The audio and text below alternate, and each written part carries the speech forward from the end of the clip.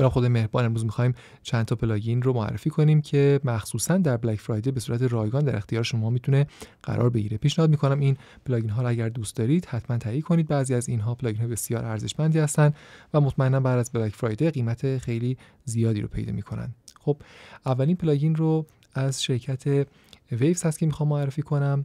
ماگما استریس باکس هست که همین امروز به تازگی معرفی شد.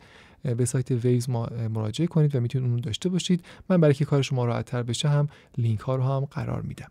پلاگین بعدی از شرکت یونیورسال آدیو هست که در واقع میتونید از بین 10 پلاگینی که اینجا مشاهده میکنید میتونید یکیشو به عنوان رایگان انتخاب کنید و اونو داشته باشید. من خودم این سنچری تیوب چنل استریپ رو انتخاب کردم که به نظرم ارزش داشتن رو میتونه داشته باشه. بعد از اون از شرکت ایر میوزیک تک هست که یک پلاگین شبیه ساز تیپ هست، میتونید داشته باشید تحت عنوان تیپ دابل ترک. و بعد از اون هم از شرکت آنتلوپ آدیو هست که به نظرم این یکی از بهترین اکولایزر موجود هست که میتونید داشته باشید و این هم به صورت فری برای شما قرار داده شده.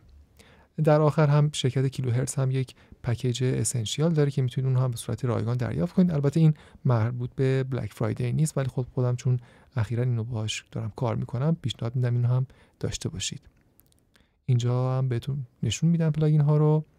اولیش از شرکت ویوز به عنوان ماگما استرس باکس هست. بعدی پلاگین شرکت آنتلوپ هست. بعدی از شرکت ایر میوزیک تک هست تحت عنوان تیپ دابل ترک. و در آخر هم از شرکت UAD که من سنچری تیوب چنل استریپ رو انتخاب کردم. خب این پلاگین ها هست. امیدوارم که روز خیلی خوبی داشته باشید.